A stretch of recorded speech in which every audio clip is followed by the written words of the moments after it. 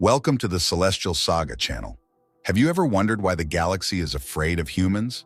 This is not just a story about war, it's a story about how human nature, full of predatory instincts, can change the course of the universe.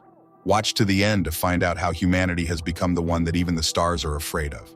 There was a time when the stars hadn't learned to fear mankind, an era when they didn't understand that humanity was driven by predatory instincts and the lessons of a harsh world.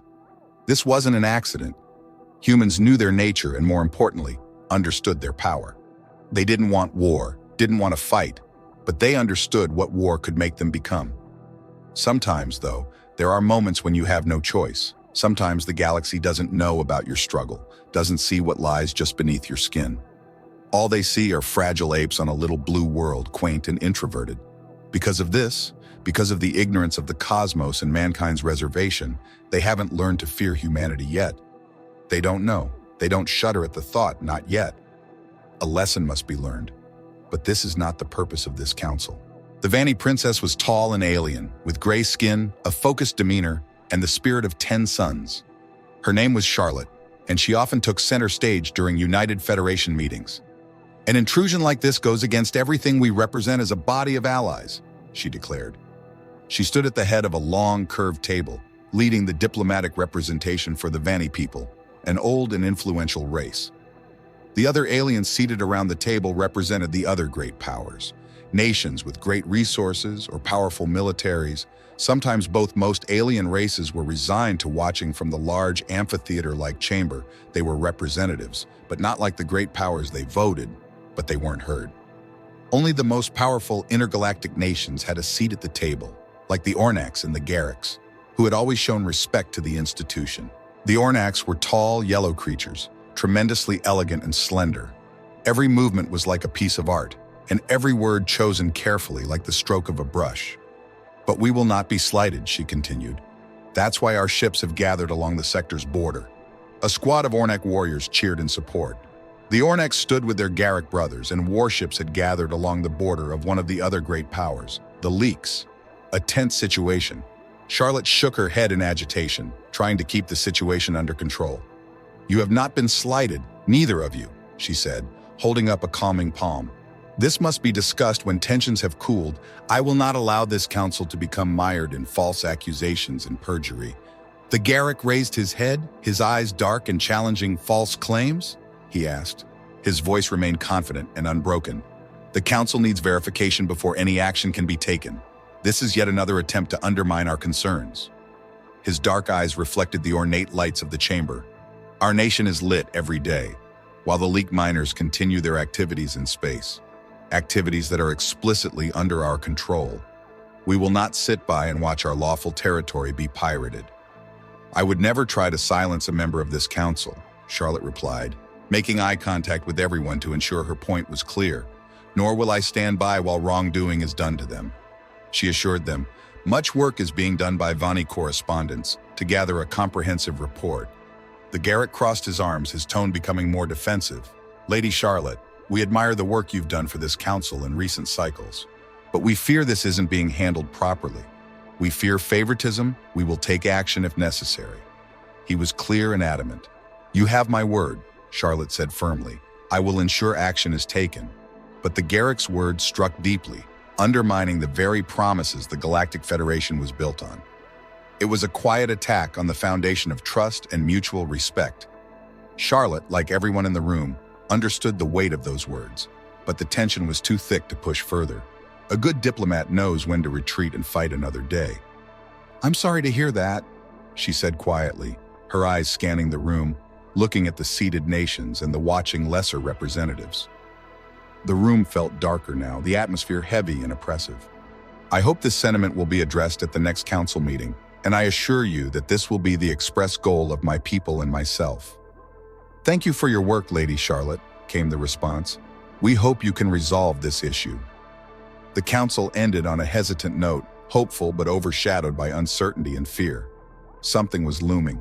Charlotte threw papers onto her desk, her once braided hair now frayed and undone. Are they trying to destroy the council? She muttered. A human sat across from her, his voice casual, with a soft smile. He lounged in her guest chair, wearing a clean black suit, his hair neat and his demeanor laid back like a seasoned politician. He lit a cigarette and crossed his legs, speaking with a mix of compassion and matter-of-factness. "Probably," he replied. "Probably." Humans were newcomers to the Federation, one of the lesser nations, hardly ever voting on anything. They were not given much attention, but Charlotte liked them, especially James, their representative. She found him honest and level-headed, a rare trait in intergalactic politics. "What makes you think they want to destroy the Council?" she asked, her eyes exasperated as she looked around her small, elegant office. Diplomatic tact had worn away, and her energy was spent. "Please, enlighten me. How could they possibly want that?" "The Garriks and the Ornax are standing together," he said, taking a drag from his cigarette. "The Ornax, as you know, lead the military coalition of the Federation." "Right," Charlotte replied, sitting down with a huff. "And the Garriks?" James took another pull from his cigarette, letting the smoke drift up into the air. With a reflective air, he watched the small clouds rise and trail off from the ember. "You'd say they have significant influence with the more militant factions?" He mused. "Yes, I suppose," he waved his hand. "Then they have the numbers to dominate the Council." He leaned back. "I'm pretty sure my numbers are accurate." "What are you talking about?" Charlotte asked, confused. "I'd guess they control somewhere between 55% and 70% of the Federation's firepower within their coalition. That's enough to dominate." Charlotte laughed, a mix of irony and horror in her voice. "You're kidding, right? That's ridiculous talk, James." He held up his hands, mimicking the motions he described, just like one planet crashing into another, sending it into an arc that we can calculate precisely. Intelligent creatures collide, not by gravity, but by the force of power. Charlotte furrowed her brow. "The force of power? As predictable as physics in some ways, more so even." He paused, letting her take in the weight of his words. "This is too much." She laughed nervously. "The Vanny people, my people. We've never felt this pull to dominate. When's the last time you all had a monopoly on force?" He raised an eyebrow. "Again with the terms, have the Vanny ever controlled 70% of the galaxy's ability to kill?" "I'm no Vanny historian either," he said, reaching for an amber, pungent liquid to pour into a glass. "But I do recall something about your people's rather violent past, especially before you became spaceborne, the Screamer Wars. Doesn't sound very pleasant." Her eyes darkened at the mention of the wars, and she scowled, but her expression softened, becoming less harsh and judgmental. "You're one of the galaxy's best politicians, that's obvious," he said, taking a casual sip. "But your diplomacy has clouded your intuition for violence. You're not unique in your bloody past, as much as everyone tries to hide it. We all come from similar roots. The stars require sacrifices to be touched. Even my human ancestors understood that when they killed animals in reverence to the sky, we've always known." "I don't want violence," she replied, raising her hand. "Me neither," he said, nodding. "I don't think many do. But why would the Garrick lead an attempt to cause so much?" He tilted his head, leaning back in his chair and staring at the ceiling. "I suspect planets never want to crash into each other." Charlotte rubbed her hands together as she thought. "The force of power," she muttered, clearly displeased with the phrase. "I hate that phrase, I hate it." She paused, a reluctant realization dawning on her. "I don't want to admit it, but maybe you're onto something." She positioned herself at the head of the table, the room tense, as tight as a string. But Charlotte was calm, composed. She adjusted a stack of papers before her. Focusing her energy in preparation for the opening statement, she looked up at the lesser nations, then saw James watching her. She wanted to give him a polite smile, but hesitated. There was something serious about his demeanor that she hadn't noticed before. He was glaring down, his elbows on his knees, hands knotted together before his mouth. Something was off. "Lady Charlotte," her Vanny assistant spoke from behind her. "We're just waiting on the Garrick representative." She smiled subtly, trying to ease the tension. The Leak representative beside her looked visibly nervous. The Leaks were the nation the Garricks accused of stealing their resources. And currently, there was a standoff on the sector border, Leak ships facing off against Ornac and Garrick ones, a precarious position for the three great powers. "Hey," Charlotte said gently, placing a hand on the assistant's shoulder. "It's okay." Charlotte's report had confirmed that by all accounts the Garricks were fabricating the story. Some illegal mining was taking place, but it wasn't a full-scale Leak-backed operation. Everything was set to be settled like adults in the chamber, with everyone acting accordingly.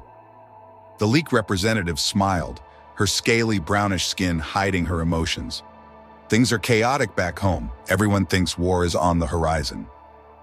The Vanny felt similarly more than ever. The pressure was on Charlotte to quell the growing tension. "I'll handle it," she said, gripping her papers tightly.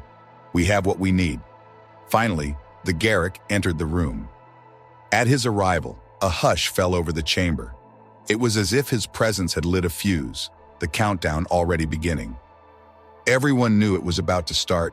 "Nice of you to join us, Kai," Charlotte said, watching his long, careful strides. She could sense something was off about him, his tall frame more tense than usual, his face tight. The more she studied his eyes, the more uneasy she felt. "Kai," she said, as he stopped before his seat, his hands gently resting on the chair.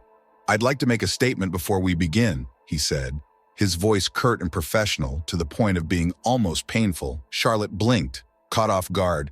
"Please take a seat and go right ahead." She gestured for him to continue. "I'll stand." She tensed, her hands settling into her own seat, her gaze fixed on Kai as he began. "My people have been deliberating." His voice was firm. "We have come to the unanimous conclusion, alongside the Ornax, that you all have been hosting a joint political council without notifying the board. This is a direct violation of multiple pacts. You must know this is forbidden, Lady Charlotte." He wasn't even looking at her as he spoke. Charlotte's fingers rubbed against each other nervously, but she nodded. "All right, then please, continue. Nations, all of whom are listed in a document already delivered to all members, have agreed with us," Kai began. "This council no longer serves the best interests of all its members. Favoritism has overtaken its priorities and halted necessary function." Charlotte stood up, slamming her hands on the desk, her voice rising. "Kai, this is ridiculous." "Interruptions, Lady Charlotte." Kai's calm voice cut through her outburst. She was too heated now. She refused to sit back and let the Garrick spread lies. "I apologize to the rest of the council for this intrusion, but such language and bold statements cannot continue without serious scrutiny." Kai lowered his gaze, picking up where he left off. "We are all in agreement. Effective immediately, the Garricks and all the aforementioned nations are leaving the council." His words hung in the air. "From now on, matters will be handled by us." The leak representative's color drained from her face, her voice frantic. "Lady, we're getting word that—" "Oh, dear stars." Charlotte looked at Kai in disbelief. "Kai, what's happening?" He stood tall, unyielding, as grand as ever. "We've initiated a joint first strike defense for the sake of saving as many lives as possible. Measures are in place to ensure the conflict is swift and absolute." "No," Charlotte said, dizzy. "This is not going to happen. The only nation of concern here is the leaks and their greedy practices. But should any other nation choose to intervene, they will be treated equally." Charlotte's hands clenched into fists. "This is a terrible crime." "This is justice," he replied, looking around the room at the other members. "All nations concerned with true legal equality and representation should follow us in our departure." Finally, he looked directly at Charlotte, his gaze almost sympathetic. "Sorry it had to come to this, traitor. We wish you all the best."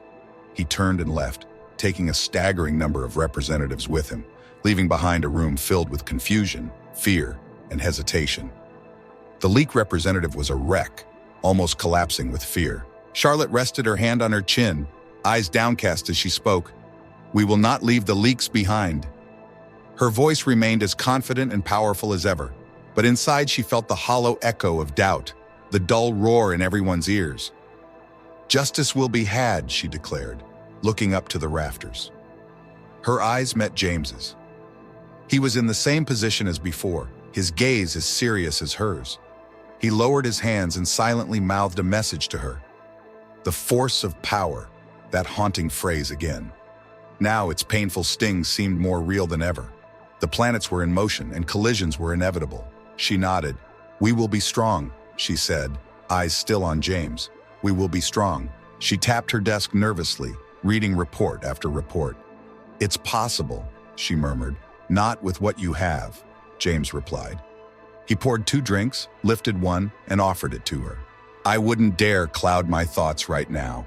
"You're not clouding them," she responded. "You're cutting through them." He downed his drink in one go. "Think sober in peace, think boldly in war." Charlotte stared at the drink for a moment, then eventually took it, washing it down in one swift motion. The Joint War Council is set to gather in 2 cycles here, she said, her voice lighter, more focused. After the drink, we'll get to work. We've got a lot to do. James looked more stressed than she had ever seen him, his perfect suit now slightly wrinkled, a bit messy, uneven.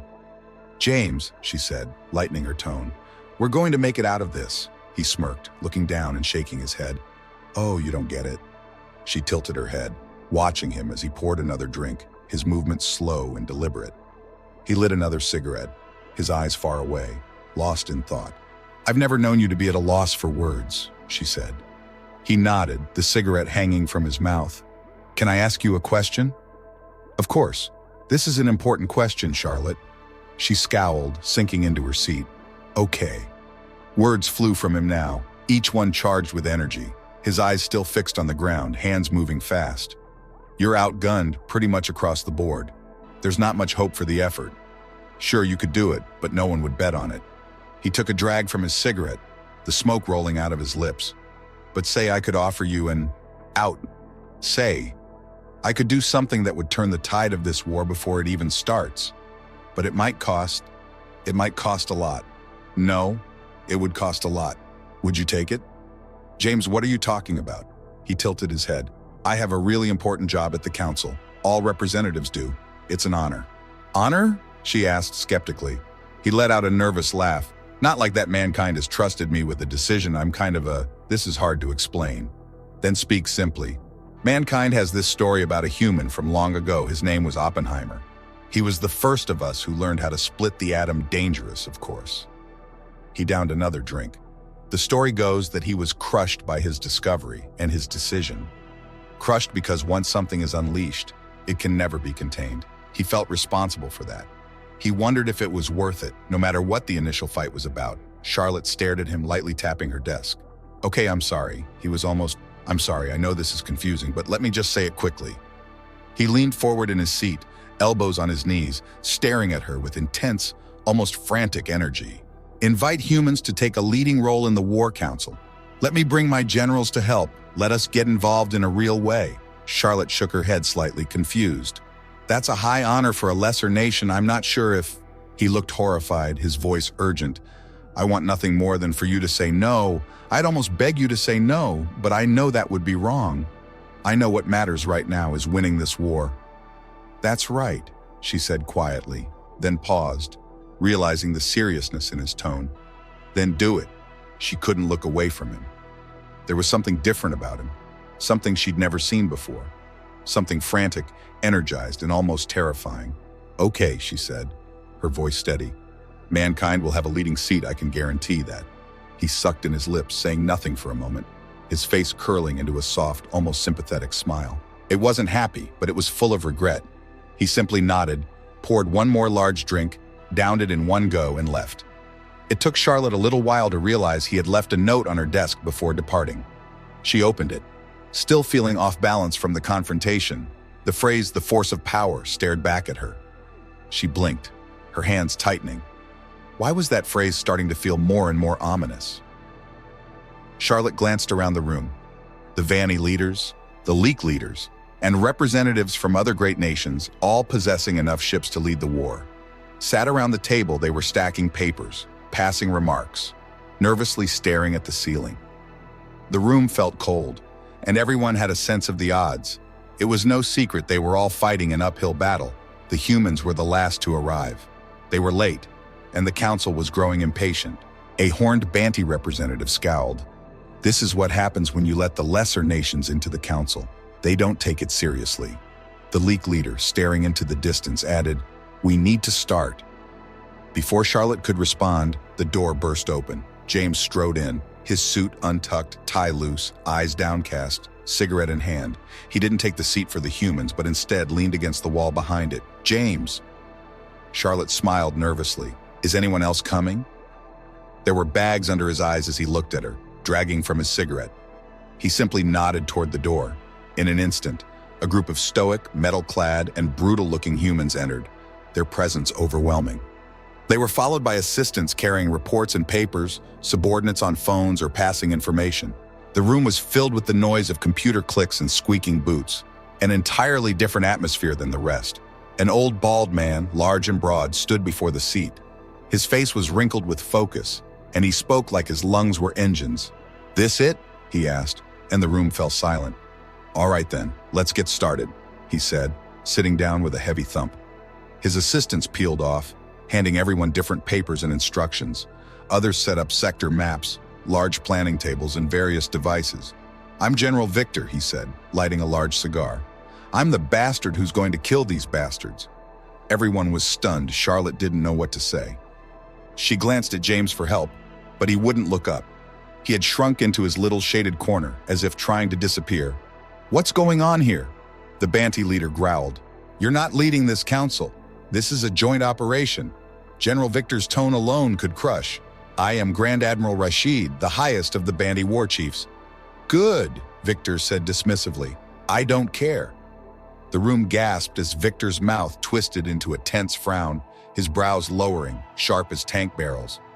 "I don't care what any of you think. What's going to happen now is that you're all going to shut up and listen. I'm going to show you why not only do you need us, but you desperately need us, and you have no choice anymore." Olin blinked, unsure of how to respond. Victor opened a large binder in front of him. "Let's make the simple part simpler. You lose this war, and I suspect the Garricks will, at the very least, enslave half of you." Charlotte frowned. "What?" Victor chuckled darkly. "Probably all of you. And that's assuming they don't wipe anyone out." Charlotte's heart raced. "General Victor, I'm not sure you understand the situation." "No," he interrupted, leaning forward. "I don't think any of you do. This isn't about some political edge to your council. This is a fight for your very lives, a fight for everything, a fight for the forever. And you know what that means?" No one answered. "It means anything goes," he said, standing straighter. "And I don't think you're ready for that yet." He pointed to an assistant, who turned on a large screen, displaying strategies and plans. "So that's why you got me. Don't worry, I'll make sure nothing is left undone." Finally, Charlotte caught James's eyes. It was quick, dark, and terrifying. He looked up, and she felt a cold shiver as she watched him, small and almost invisible. There was one thing on the edge of his cheek, something unsettling. A faint tear, a small admission, a horrible apology. What was happening? The Garricks and their coalition had dominated the war. Their control of the sectors was nearly absolute. Their presence was everywhere.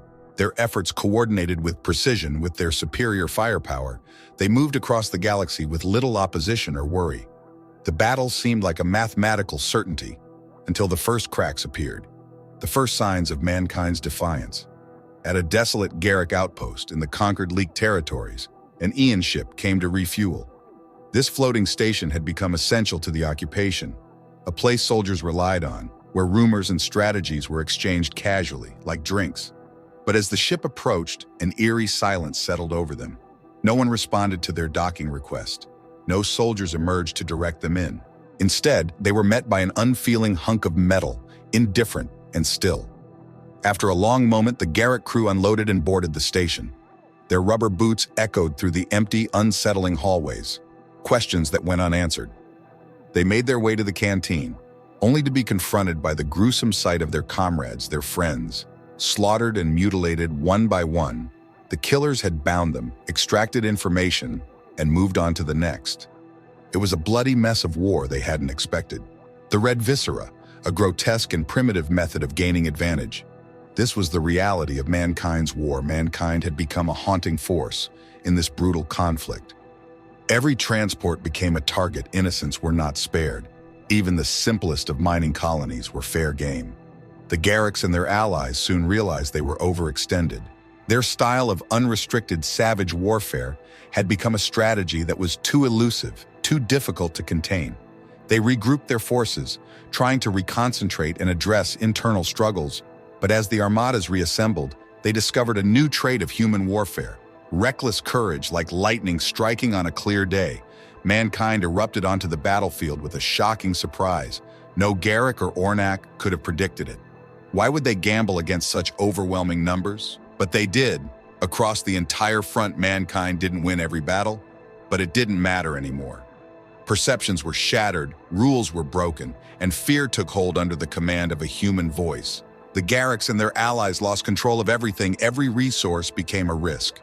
Every inch of land was vulnerable. but each attempt to hold on to it only risked losing more. Fear gripped the commanders. Apprehension held the leaders in check, and mankind capitalized on their weaknesses with ruthless efficiency. The war had transformed into a primal struggle, an ancient clash of instincts, and only mankind had never forgotten how to fight this way. Charlotte sat in her office, alone, as the war drew to a close. The Garricks were on the brink of suing for peace, and she was certain the other nations would follow suit. But she wasn't sure of much else. Darkness weighed on her heart, an uneasy tension that had settled in. This should have been a victorious time, but instead, she was haunted by a nagging thought. She wasn't sure if the humans would accept peace. Victor was adamant that they should press every advantage until total victory was secured. A half peace is no peace, he'd say. But what was a full peace, really? No one had the courage to ask anymore. James was gone. Charlotte hadn't seen him since that first meeting, but he was always on her mind. She wished he was still around. He was the only human who seemed to understand the intense passions, the fury, the raw emotion that swirled inside them all. She stared at the stars through her office window. A human fleet was preparing to depart on another mission. She'd stopped asking what they were going to do. Every answer made her sick to her stomach. In her hand, she held the little note James had left her. She looked down at it, the black ink stark against the paper, its desperate warning now clearer than ever. The words made sense to her now. James's tears, his strange stories and cryptic questions, all of it had finally come together. He was a gatekeeper, entrusted with deciding how involved humanity should become with the galaxy.